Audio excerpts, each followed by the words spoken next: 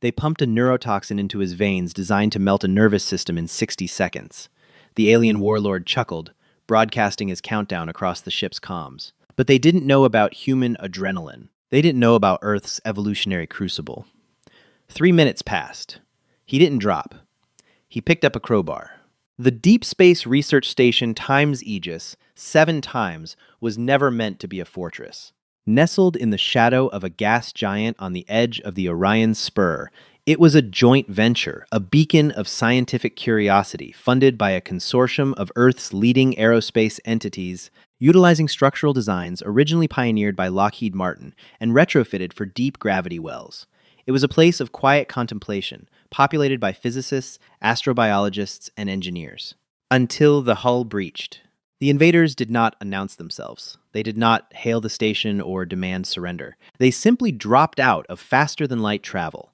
A jagged, predatory vessel that registered on the station's sensors only seconds before the kinetic harpoon struck. The impact shuddered through the titanium skeleton of the station, buckling bulkheads and instantly venting sections of the lower observation decks into the hard vacuum of space. In the command center, Captain William Thatcher gripped the edge of the central holotable, his knuckles white. The emergency lighting bathed the bridge in a harsh, pulsing crimson. "Report!" Thatcher barked, his voice cutting through the wailing sirens.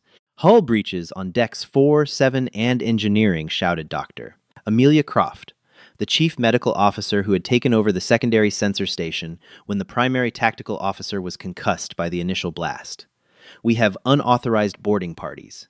Atmospheric pressure is holding, but the internal bulkheads have sealed. Captain, they're systematically moving toward the main reactor." "Engineering," Thatcher muttered, his blood running cold. "Get me Chief Reed on the comms, now."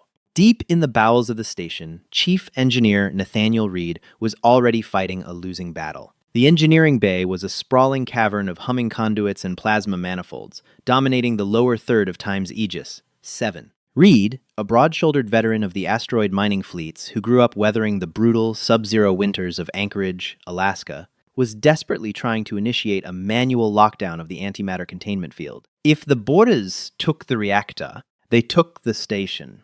Sparks rained down as a plasma torch sliced through the primary blast door. Reed ducked behind a heavy diagnostic console, gripping a heavy-duty titanium spanner, a massive, brutal tool designed for ratcheting class, 4 conduit bolts. It was a poor substitute for a rifle, but there were no weapons on Time's Aegis 7. The blast door gave way with a deafening screech of tearing metal. Through the smoke stepped the invaders. They were bipedal, standing nearly 7 feet tall, clad in seamlessly integrated biomechanical armor that shifted and adapted to the lighting. They moved with a terrifying, synchronized efficiency. The galactic community had warned Earth about them, an aggressive, expansionist species that operated on pure, cold logic and biological supremacy. To them, humanity was just the newest, softest prey on the galactic block. Their commander stepped forward. His armor was adorned with the jagged, metallic trophies of a dozen conquered worlds. He carried a sleek, terrifyingly quiet kinetic rifle in one hand and a specialized sidearm in the other. Reed didn't wait. He lunged from behind the console, swinging the titanium spanner with every ounce of strength in his heavily muscled arms. The heavy metal tool connected with the closest soldier's helmet with a sickening times crack, shattering the composite visor and sending the towering alien crashing to the deck. But there were too many. Before Reed could pull his arm back for a second swing, the commander moved with a blur of unnatural speed. A backhand strike sent Reed flying across the room, his ribs protesting violently as he slammed into the main reactor housing. Dazed, Reed tried to push himself up, tasting copper in his mouth. The alien commander stood over him, the specialized sidearm leveled at Reed's chest. There was a sharp Times hiss, and a pressurized dart buried itself deep into the flesh of Reed's shoulder, punching right through his standard-issue jumpsuit. On the bridge, the main view screen flickered to life. The invaders had spliced into the station's internal communication network. The alien commander's helmet retracted, revealing a pale, angular face devoid of emotion. The translation matrix crackled to life, delivering the alien's words in a heavily synthesized, chillingly calm English. "Captain William Thatcher," the alien commander said, "I have secured your power core. Your vessel belongs to the collective. Any further resistance will result in the immediate atmospheric venting of your crew. Thatcher stepped toward the screen, his eyes burning with helpless rage as he saw the live feed of the engineering bay. Nathaniel Reed was slumped against the reactor, clutching his shoulder, chest heaving. "What did you do to him?" Thatcher demanded, his voice trembling with a mixture of fear and fury. The alien commander looked down at Reed, a cruel, almost pitying smirk crossing his features. "Your engineer was foolishly aggressive. I have administered a localized dose of Times Xylar, 9. It is a neurological disintegrator. It is perfectly designed to overwhelm the central nervous system of any carbon-based life form, inducing total systemic collapse." The commander turned back to the camera, his eyes dead and unblinking. "Your human will die in exactly 3 minutes. The pain will be absolute. Consider it a demonstration of the futility of your defiance." The invaders laughed, a strange, clicking, guttural sound that echoed through the bridge. 3 minutes, Captain," the commander repeated. "Watch him expire. Then prepare your surrender." The transmission cut out, leaving only the silent security feed of the engineering bay. Thatcher stared at the screen, his stomach dropping. On the feed, Reed had slumped further, his head rolling back, his eyes squeezed shut in what looked like unimaginable agony. "Amelia," Thatcher said quietly, "tell me you can do something. Tell me you have an antitoxin." Dr. Croft was already at her console, her fingers flying across the holographic interface as she tapped into Reed's biometric telemetry transmitted from his subdermal vitals monitor. "Captain, I've never seen a chemical signature like this. It's aggressively binding to his neural receptors. It's tearing through his synaptic pathways." "How long?" Thatcher asked, his voice hollow. "The alien wasn't lying," she whispered, her eyes wide with horror as she watched the data stream. "At this rate of cellular degradation, he has less than 2 minutes." Down in the dim, pulsing light of the engineering bay, Nathaniel Reed felt the fire. It started at the injection site in his shoulder, a searing, localized heat that felt like someone had driven a molten railroad spike into his flesh. Within seconds, the heat raced up his neck and plunged into his chest, wrapping around his heart like a vice of liquid iron. The alien poison, Xylar 9, was designed to violently sever the connection between the brain and the body, essentially short-circuiting the nervous system until the victims suffocated on their own paralyzing agony. For every other species in the known galaxy, whose biologies evolved on peaceful, low-gravity garden worlds, it was an infallible death sentence. But Earth was not a garden world. Earth was a high-gravity death world, a relentless crucible of natural selection, where survival meant fighting tooth and nail against predators, famine, and the environment itself. And humanity had evolved a biological failsafe, a chemical override designed to keep them alive in the most extreme, fatal circumstances. As the alien neurotoxin began to attack Reed's nervous system, his body perceived a catastrophic existential threat. The human brain, facing imminent shutdown, threw the ultimate panic switch. The sympathetic nervous system activated with terrifying violence. The adrenal glands, situated atop his kidneys, essentially detonated, flooding his bloodstream with a massive, unprecedented tidal wave of endogenous catecholamines, epinephrine, and norepinephrine. On the bridge, Dr. Croft gasped, stepping back from the medical monitor as if it had burned her. "What?" Thatcher asked sharply. "What's happening? Is he gone?"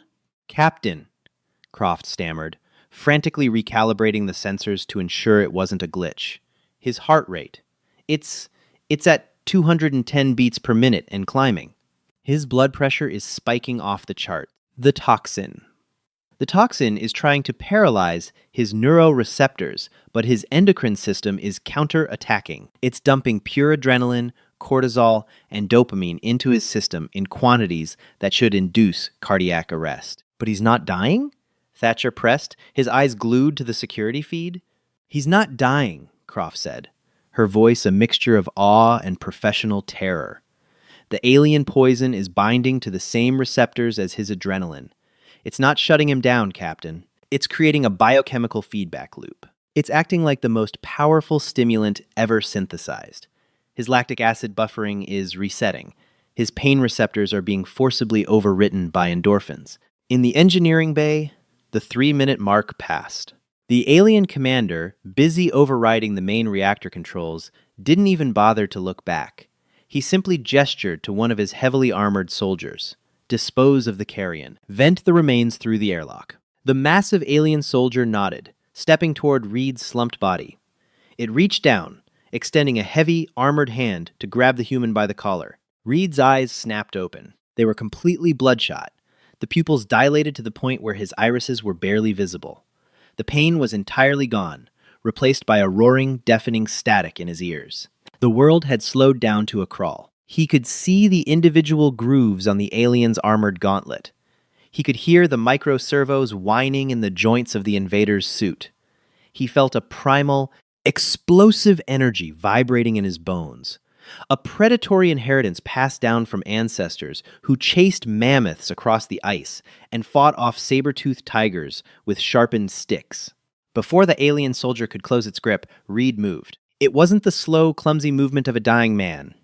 It was a blur of raw, unadulterated kinetic violence. Reed's left hand shot out, grabbing the alien's thick wrist with a grip fueled by hysterical strength, the same biological phenomenon that allowed human mothers to lift 2-ton automobiles off trapped children. The alien soldier let out a confused grunt, attempting to pull its arm away, but the human's grip was like a steel vise. With a roar that tore from the very bottom of his lungs, Reed lunged upward. He drove his forehead squarely into the center of the alien's shattered visor, the same visor he had cracked earlier with the spanner. The composite glass completely gave way. Bone met alien flesh. The soldier staggered backward, emitting a shrill shriek of pain, dropping its kinetic rifle. The alien commander spun around, his eyes widening in a very un-alien display of shock. The human was supposed to be dead. Reed didn't hesitate. He grabbed the heavy titanium spanner from the deck, the weapon feeling impossibly light in his adrenaline-flooded grip. He vaulted over the diagnostic console with terrifying agility, closing the distance between himself and the disoriented soldier in a fraction of a second. He brought the heavy wrench down with devastating force, crushing the alien's unarmored skull. The soldier dropped, dead, before it hit the floor. Silence descended on the engineering bay, save for the steady hum of the reactor and the heavy, ragged breathing of the human engineer. Reed stood over the corpse, his jumpsuit stained with his own blood and the dark, viscous fluids of the alien. He slowly turned his head, locking his wildly dilated eyes on the alien commander. He reached up to his shoulder, gripped the feathered end of the neurotoxin dart, and ripped it out of his flesh, tossing it onto the metal grating with a times clink. "Is that all you got?" Reed growled, his voice a low, terrifying rasp that reverberated through the bay. The alien commander took a half-step backward, a fundamental biological instinct of self-preservation screaming in his brain. The logic of the universe had just been shattered. A fatal neurotoxin had just turned a soft-skinned civilian into an apex predator. Without a word, the commander raised his rifle and opened fire, unleashing a hail of hyper-accelerated kinetic slugs. But Reed was already gone. He dove into the maze of heavy coolant pipes and maintenance trenches beneath the reactor floor, vanishing into the shadows of his own domain. On the bridge, Thatcher let out a breath he didn't realize he was holding. He looked at Croft, a grim, dangerous smile spreading across his face. "Amelia," Thatcher said quietly, "kill the internal lighting in the lower decks. Drop the environmental temperature in engineering to -10 degrees Celsius. Let's make our guest feel at home." The engineering sector of Time's Aegis 7 times plunged into absolute pitch-black darkness.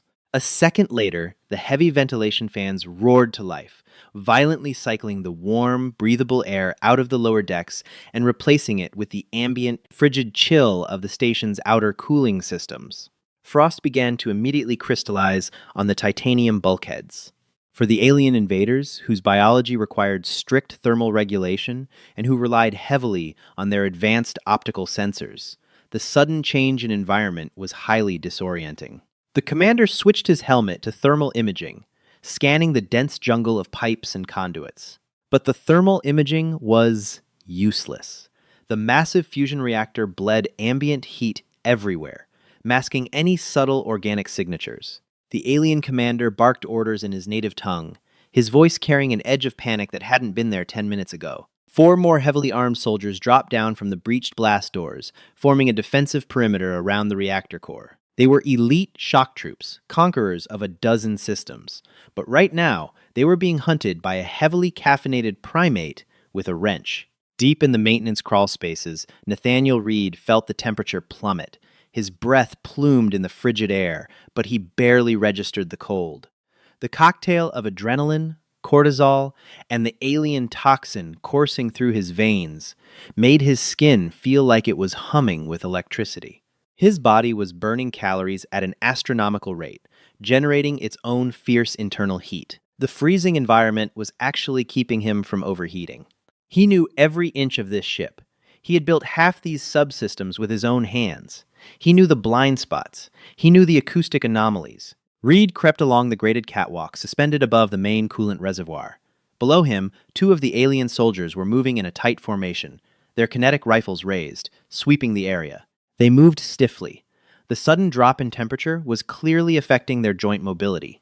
Humans, adapted to survive ice ages, barely considered this a chilly winter morning. Reed reached into a nearby tool locker and pulled out a heavy industrial plasma welder. It was designed to fuse starship armor plating, operating at temperatures exceeding 3,000 degrees. He quietly bypassed the safety interlocks, turning the tool into an improvised, short-range flamethrower. He waited, holding his breath, listening to the heavy footsteps on the deck below. 3, 2, 1. Reed dropped from the catwalk. He landed squarely on the shoulders of the trailing alien soldier, his heavy magnetic boots crushing the invader to the floor with a sickening crunch. Before the lead soldier could spin around and acquire a target, Reed squeezed the trigger of the plasma welder. A blinding, roaring torrent of blue-white fire erupted from the nozzle, engulfing the alien's chest plate. The advanced bioarmor, designed to stop kinetic rounds and dissipate laser fire, simply melted under the sustained, close-range industrial heat. The soldier let out a horrific screech as the plasma burned straight through its life support systems, collapsing in a smoldering heap. Reed didn't pause to admire his work. He scrambled sideways, diving behind a massive, humming power converter just as a barrage of kinetic slugs tore through the space he had occupied a fraction of a second prior. "Commander!" one of the remaining soldiers shouted over the comms, its voice trembling. "We have lost Unit 4 and Unit 7. The human. It is not acting like a biological organism. It is too fast." Up on the bridge, Captain Thatcher and Dr. Croft were monitoring the localized telemetry. Croft was shaking her head in disbelief. "Captain, Reed's core temperature is elevating, but his stamina isn't depleting," Croft reported, tapping the screen. "The human body is designed for persistence hunting. We evolved to track prey for days until they collapsed from exhaustion. The aliens are sprinters. They rely on overwhelming shock and awe. Reed is turning this into an endurance hunt, and the alien toxin is entirely suppressing his fatigue poisons." Thatcher leaned into the comms unit. He knew the aliens were still monitoring the channel. It was time for psychological warfare. "Attention, alien boarding party," Thatcher's voice echoed through the dark, freezing corridors of the engineering bay. "This is Captain Thatcher. By now, you've realized your biological weapon has failed. You see, on Earth, we don't succumb to neurotoxins so easily. Our biology thrives on conflict. What you injected into my chief engineer didn't kill him. You just took off his leash." In the engineering bay, the alien commander listened to the broadcast, a cold dread pooling in his primary stomach. He looked around the cavernous, shadowy room. His tactical overlays were failing. The temperature was dropping. 2 of his best men were dead, butchered by a creature that was supposed to be biologically incapable of surviving the last 10 minutes. Clang! A heavy, metallic sound echoed from the far side of the room. The commander spun around, leveling his rifle. "Nothing!" Clang! Clang! It was coming from the ventilation shafts, a slow, rhythmic, terrifying sound, the sound of a heavy titanium spanner being dragged against a steel grate. "Group together!" The commander ordered his remaining 2 men, his voice cracking. "Cover all angles. Do not let it separate us." They stood back to back near the reactor control console, their rifles trembling slightly in their hands. The logic that dictated their military doctrine was unraveling. The universe was supposed to be orderly. Predators killed prey. poison-killed targets. This defied all known physics and biology. Suddenly, the massive industrial overhead lights directly above them shattered, plunged into darkness as Reed used a remote diagnostic tablet to overload the specific power junctions. "Fire! Suppressive fire!" the commander screamed. The aliens opened up, firing blindly into the darkness. Sparks showered the room as kinetic slugs ricocheted off reinforced bulkheads and coolant pipes. They fired until their weapons clicked empty, the silence that followed deafening, punctuated only by their own ragged, panicked breathing. "Did we get it?" one of the soldiers whispered, peering into the gloom. A shadow detached itself from the ceiling directly above them. Reed had climbed the magnetic crane rails during the gunfire. He dropped like a stone, the heavy spanner swinging in a lethal arc. It caught the whispering soldier on the side of the helmet, snapping its neck instantly. Reed hit the ground rolling, grabbing the dead alien's kinetic rifle as he stood up, and immediately jammed the barrel into the torso of the second soldier, pulling the trigger. The recoil bruised his ribs, but the alien was blown backward, crashing into a console. The commander was alone. He backed away, his hands shaking, his weapons empty. Out of the swirling frost and shadows, Nathaniel Reed stepped forward. The human was a terrifying sight. His jumpsuit was torn and stained. His face was covered in a mixture of grease, frost, and blood. But his eyes, those hyperdilated, terrifyingly focused eyes, were locked onto the commander with the predatory intensity of a wolf cornering a wounded deer. "You said 3 minutes," Reed whispered, his voice echoing in the freezing bay. He hefted the heavy spanner, taking a slow, deliberate step forward. "It's been 10. The alien commander did not fight. The meticulous, predatory logic that had driven his species to conquer a dozen star systems calculated the odds of survival against the blood-soaked human advancing through the frost. The probability was 0. For the first time in his long, ruthless military career, the commander experienced a uniquely mammalian phenomenon he had no biological context for: blind, irrational panic. He turned and ran. His heavy boots pounded against the frozen deck plating of the engineering bay as he bolted toward the breached blast door. Behind him, he heard the heavy, rhythmic thud of Nathaniel Reed's pursuit. It was the sound of an apex predator running down exhausted prey. In the early 20th century on Earth, a Harvard physiologist named Walter Bradford Cannon first described the acute stress response in animals, coining the term fight or flight. For the alien vanguard, whose evolutionary history lacked natural predators, there was no biological equivalent. Their nervous systems were designed for calculated aggression or logical surrender. They did not have the physiological hardware to handle sheer, adrenaline-fueled desperation. Reed caught him just as the commander reached the threshold of the engineering bay. The human didn't use the spanner. He dropped it, launching himself through the freezing air and tackling the 7-foot-tall warlord around the waist. The sheer kinetic momentum of a 200-pound human moving at sprint speed sent both of them crashing hard into the corridor's bulkheads. The alien's armor sparked against the titanium walls. "Captain," Dr. Amelia Croft's voice crackled over the bridge's main speakers, her tone a mix of scientific fascination and raw shock. "Reed's biometrics are stabilizing at the elevated threshold. The times Xylar, 9 times toxin, has fully bonded with his epinephrine receptors. It's not acting as a poison anymore. It's acting as a synthetic catalyst. It has permanently locked his central nervous system into a state of hyper-arousal." Captain William Thatcher stared at the tactical display. The primary engineering deck was secure, but the alien dreadnought hovering outside the station had realized their commander was MIA. The external sensors flared red. "They're deploying the second wave," Thatcher announced, his voice tight. 50 hostiles, breaching through the primary airlocks on decks 4 and 5. They're coming to salvage their pride. Down in the corridor, Reed had pinned the alien commander beneath him. The invader gasped for air, his primary lung punctured by his own shattered breastplate during the tackle. Reed loomed over him, his breath pluming in the cold air, eyes still wide and black with dilated fury. The commander reached up with a trembling, unarmored hand, a gesture of universal surrender. Reed grabbed the alien's wrist, his grip unyielding. He leaned in close, his face inches from the commander's terrified, angular features. He tapped the communication module integrated into the alien's collar. "Open a channel to your ship," Reed growled. The commander, paralyzed by the sheer predatory gravity of the human's presence, complied. The comms unit clicked, connecting directly to the bridge of the alien dreadnought outside. "Listen to me very carefully," Reed said, his raspy voice broadcasting across the enemy frequency. "You brought a biological weapon to a kinetic fight. You injected me with something designed to shut down my nervous system. But my species evolved on a rock where the air freezes, the ground shakes, and the predators hunt in the dark. We are the apocalypse you were never prepared for." Reed paused, staring dead into the alien commander's eyes before looking up toward the ceiling, as if staring directly at the enemy vessel through the hull. "You have 50 men stepping onto Deck 4. If they do not turn around in exactly 60 seconds, I will not just kill them. I will take this ship, I will cross your boarding umbilicals, and I will rip your engines out with my bare hands. The clock is ticking." On the bridge of Time's Aegis, 7, Thatcher didn't wait to see if the aliens would call the bluff. He keyed the station-wide intercom. "Attention all remaining crew." Thatcher's voice rang out, steady and commanding. "Chief Reed has secured engineering and neutralized the enemy command unit.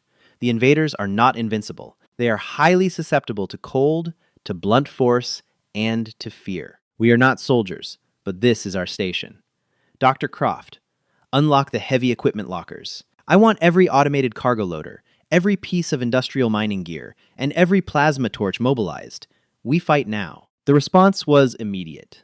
The scientists, technicians, and mechanics of Time's Aegis 7 times were not military, but they were engineers. They understood physics, leverage, and volatile material. In the cargo bays, technicians hot-wired industrial exosuits manufactured by Caterpillar Inc., originally designed to lift 3-ton crates of titanium ore. The massive hydraulic arms, usually equipped with magnetic clamps, were terrifying improvised weapons. On Deck 4, the 50 alien shock troops advanced cautiously.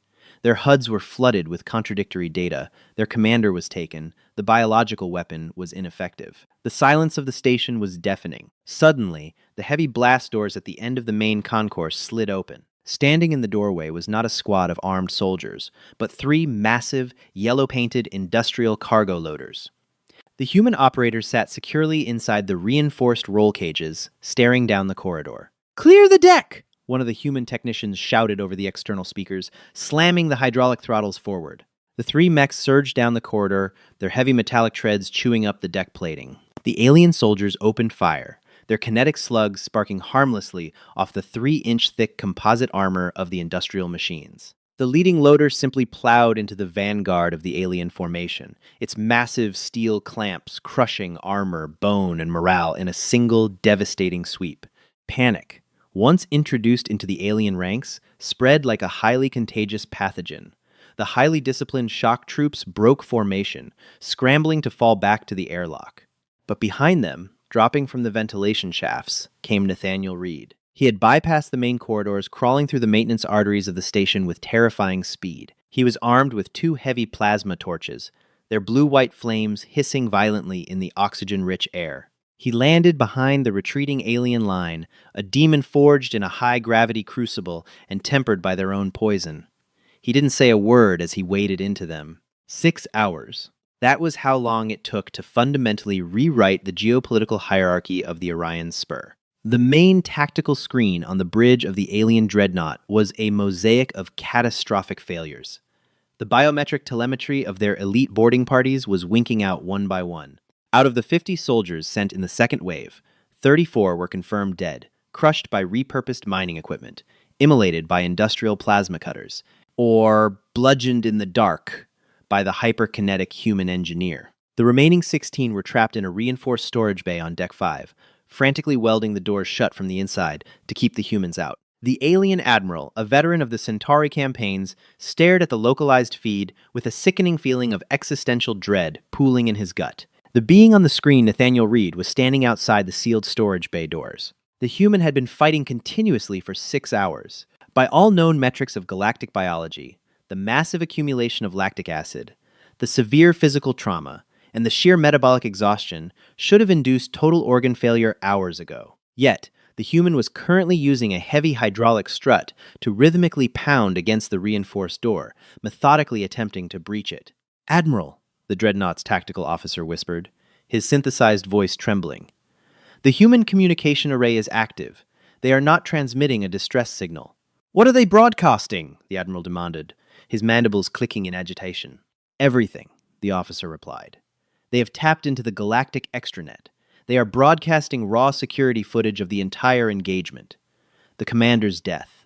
The routing of the second wave. The human engineer's survival of the times, Xylar, 9 times injection. It is being viewed by thousands of star systems. Our reputation. The Admiral's blood ran cold. His species ruled through the absolute certainty of their biological and technological supremacy. If the galaxy saw them being systematically slaughtered by a species of soft-skinned, unarmored scientists using hand tools and cargo loaders, their empire would face immediate, localized rebellions on a dozen occupied worlds. Prime the main orbital kinetic bombardiers, the Admiral ordered, his voice echoing with desperate malice. We will vaporize the station. We will claim it was a catastrophic reactor failure. Leave no trace of these creatures. Admiral, wait! The tactical officer interrupted, his digits flying across the console. The station's commander is hailing us directly. The main screen shifted, replacing the terrifying visage of Nathaniel Reed with the calm, bloodied, but composed face of Captain Thatcher. Admiral, Thatcher said smoothly, leaning against the holotable on his bridge. I see your weapon systems are powering up. I wouldn't do that if I were you. Your resistance is a statistical anomaly. Human, the Admiral spat, trying to maintain his authority. You are an inferior species. I am erasing this embarrassment from the cosmos. I figured you might try that, Thatcher replied, a grim smile playing on his lips. That's why 10 minutes ago, my chief engineer managed to breach the external airlock on Deck 5. He's not banging on that storage bay door to get in. He's banging on it to keep your men distracted. The Admiral froze. What are you talking about? Dr. Croft, bring up the external camera feed on the boarding umbilical, Thatcher ordered. A small window appeared in the corner of the Admiral's screen. It showed the massive, flexible boarding tube connecting the dreadnought to Time's Aegis, 7. And there, climbing along the outside times of the tube, in a hastily donned, heavily damaged EVA suit, was Nathaniel Reed. He was carrying a massive, shaped mining charge, the kind used to crack open iron-rich asteroids. He was heading straight for the dreadnought's primary atmospheric intake valves. He's been pumped full of the most potent synthetic stimulant in the galaxy for 6 hours, Thatcher said, his voice dropping to a dangerous whisper. He is very tired, very angry, and he has a bomb. If you fire on this station, he breaches your hull and introduces your bridge crew to the vacuum of space. And since we are broadcasting this entire feed live to the galactic net, your superiors will watch you die at the hands of a mechanic. The bridge of the dreadnought descended into absolute, suffocating silence. The Admiral looked at the feed. The human was only meters away from their hull. The logic was inescapable. The math was final. Cut the umbilical, the Admiral ordered, his voice hollow, stripped of all its former arrogance. Disengage docking clamps. Spool up the FTL drive. But Admiral, the tactical officer protested. Our men in the storage bay. We would be abandoning them to the humans. Cut the umbilical! The Admiral roared. With a violent shudder, the massive alien dreadnought forcibly detached from Time's Aegis, 7, tearing the boarding tube in half. The ship's engines flared with blinding blue light, and within seconds the massive vessel vanished into the distortion of a faster-than-light jump, running away from a deep space research station and a single, exhausted engineer. On the hull of the station, watching the dreadnought flee into the void, Nathaniel Reed slowly lowered the heavy mining charge. He let out a long, ragged breath that fogged the inside of his EVA helmet. The roaring static in his ears, which had sustained him for 6 brutal hours, finally began to fade. The alien toxin had burned itself out. The crash hit him like a freight train. His knees buckled, the sheer crushing weight of his physical trauma finally registering in his brain. His heart rate plummeted from its astronomical high, and darkness crept into the edges of his vision. Reed? Reed, do you copy? Thatcher's voice crackled in his earpiece. Yeah, Cap, Reed whispered, slumping against the cold titanium hull of the station. They're gone. Can someone come get me? I think I need to sit down. 3 days later, Nathaniel Reed woke up in the station's reinforced medical bay. The lights were dimmed. He was hooked up to a half-dozen intravenous lines, pumping highly advanced synthetic nutrients and muscle relaxants into his battered body. Standing at the foot of his bed, holding a datapad, was Dr. Amelia Croft. "Welcome back to the land of the living, Chief," she said, a warm, relieved smile breaking across her face. Reed groaned, trying to sit up, but every single muscle fiber in his body screamed in protest. "Felt like I went 10 rounds with a freight hauler. How long was I out?" 72 hours, Croft replied, tapping the pad. "Your body essentially forced itself into a microcoma to repair the cellular damage. The sheer amount of endogenous catecholamines in your system would have vaporized the heart of any other species in the known universe. As it stands, you've suffered severe micro tears in your muscle tissue, minor thermal burns, and severe dehydration." "But I'm alive," Reed rasped, offering a weak grin. "You are," Thatcher said, walking into the medical bay, his uniform crisp, looking more like a military general than a science director. He walked over and placed a hand on Reed's shoulder, the opposite shoulder from the dart wound. "You did it, Nathaniel. You saved the station. You saved all of us." "What about the Krell? The invaders?" Reed asked. "Are they coming back?" Thatcher chuckled, shaking his head. "No, they aren't coming back. Because of your little broadcast, the entire galactic community just realized that humanity's biological failsafes make us the most dangerous creatures in the Orion Spur. The aliens classified Earth as a class, 4 Death World, and put a permanent 100 light-year quarantine zone around our system." Thatcher leaned in, his smile widening. "They're terrified of us, Reed. They pumped you full of poison, laughed at you, and told you that you were going to die in minutes." Reed closed his eyes, sinking back into the soft medical gel foam of the bed, the faint memory of the freezing engineering bay drifting through his mind. 6 hours later, Reed whispered, a rough, satisfied chuckle escaping his lips. "They were running. If you felt the adrenaline pumping through this incredible story of human resilience and defiance, don't let it end here. Smash that like button to show the galaxy what humanity is made of, share this video with your fellow Deathworlders, and subscribe to the channel for more epic, pulse-pounding sci-fi HFY stories every week. Drop a comment below on what alien threat we should face next, and ring that notification bell so you never miss an adventure." Hi, my name is Tran Trung, the owner-manager of Palace Truths. After watching the video, "Your human will die in minutes, the aliens laughed, 6 hours later they were running, _HFY, I'd really like to know what you think. How did this story make you feel? What stayed with me most was the feeling of determination under impossible odds. Watching one person refuse to give up, even when everyone expected the worst, is a reminder that resilience often shows up one decision at a time instead of all at once. Which moment made the biggest impression on you, and why? Do you think the aliens underestimated human endurance, or was it the willingness to keep fighting that truly changed everything? One lesson I like to take from stories like this is to stay steady when life gets difficult and not assume the first setback decides the ending. If this story meant something to you, I'd love to read your thoughts in the comments. And if you enjoy HFY adventures like this, feel free to like the video or subscribe to Palace Truths for more stories.